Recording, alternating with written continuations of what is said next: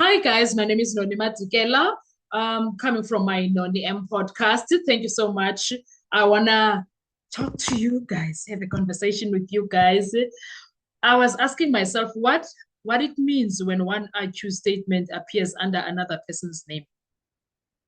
Sorry, because Guabini kept saying when they were forcing me into this statement situation, and Gininda clearly said to me that I choose number one, Musisibia, already wrote down a statement, and in that statement, he implicated you, said things about you. So you need to write yours.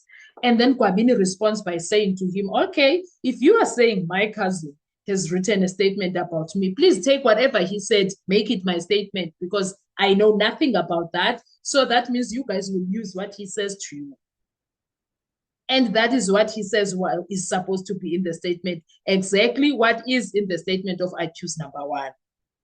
Now the question is, what does this even mean, guys, for the case? Okay, first of all, I did my research. They are saying it usually indicates a possible mix-up, misfiling, or irregularity. In this case, I suppose it's the irregularity because there was no mix-up, there was no misfiling. If I choose one statement ends up under I choose number two, supposed number two statement, it suggests the police or investigators may have attached the wrong statement to the wrong docket search section. Chances are the statement may have been mislabeled, misfiled, or incorrectly attributed. This is a serious procedural issue because each IQ statement must be properly linked to the correct person. Now, in this case of Senzo Meyiwa, that's not what he's saying. There's no mistake. That is what was said to happen. Do you understand? The second part is that it raises questions of authenticity and admissibility. If a statement is transferred incorrectly, whose words are they real? Who actually made a statement? Did the person sign it? Was the person even present when it was taken? This directly affects whether the statement can be trusted, whether the statement can be used in court, whether the statement can rely on, can be relied on, whether the state can rely on it during cross-examination. The defense will argue that you cannot cross-examine a witness using a statement that is not proven to be theirs, which is exactly where we are, where Miss is such a smart man, because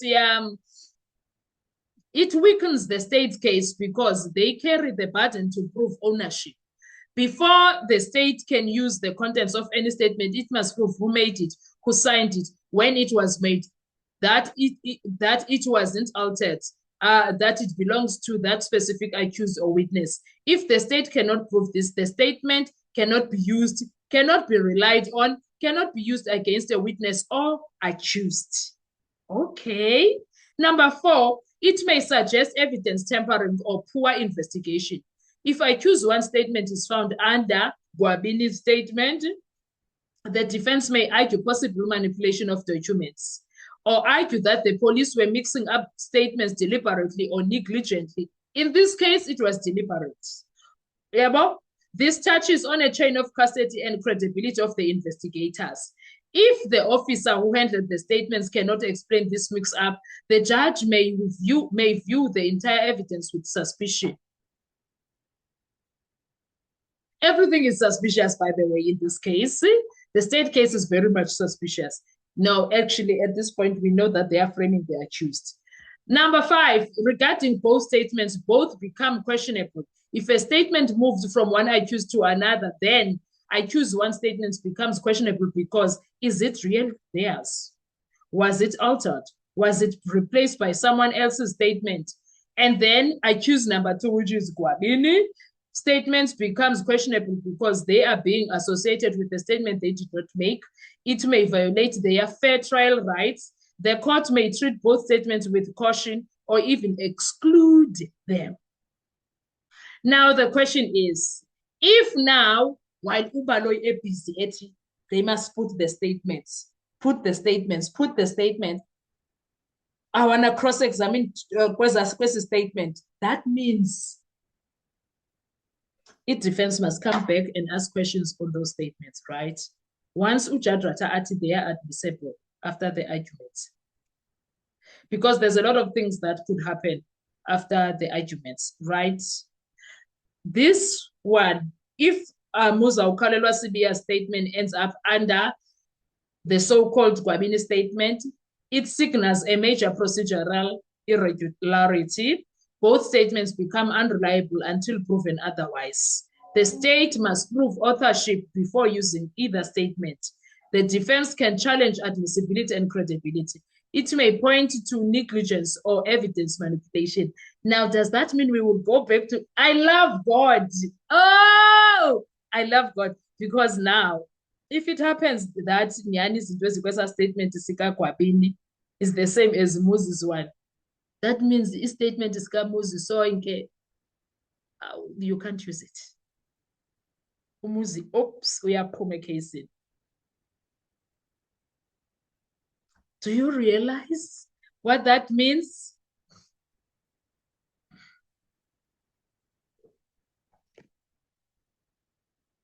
Do you realize what that means? If those statements, both of them can't be used because of the issues, the suspicious acts surrounding them, that means we can't use them both. You do know that we are here because there was something that triggered the problem in court, right? During cross-examination, defense advocate argued that the state is trying to use a statement that the state is trying to use a statement against a witness or accused. At this point, we don't know what, as far as we know, he's there as the witness.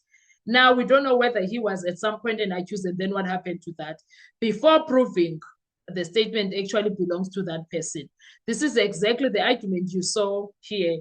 You cannot say this is his statement until you prove it. You must prove ownership before you use it. This happens when a statement written for person A ends up being filed, stamped or saved under person B. This could be deliberate or accidental, but either way, it's a legal disaster. Number two, why this creates a legal crisis?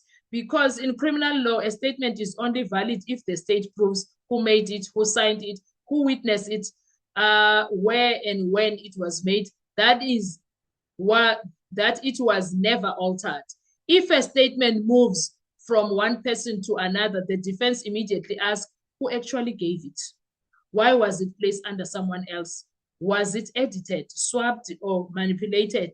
Is the signature genuine? Is this a genuine statement or a manufactured one? And also the signature, is it a genuine signature? There's a lot. All of that destroyed the confidence in the document. All of that.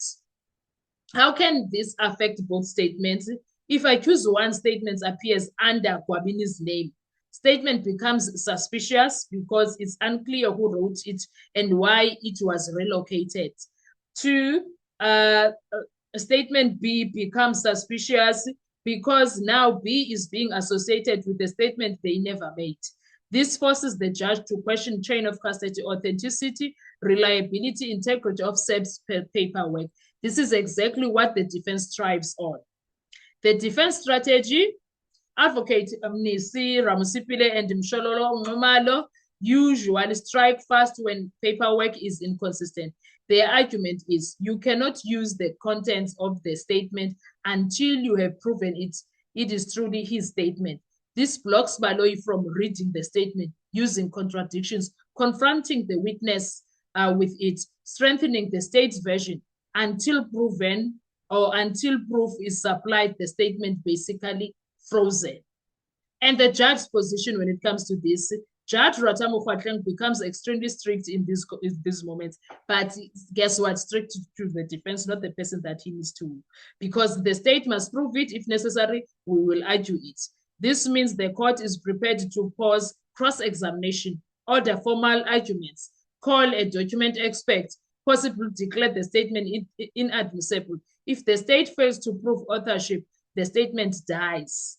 What this suggests about the 2020 arrest documents, you mentioned that Gwabini's arrest and the Huawei P10 theft. Okay, this fits the broader pattern. the defense is painting.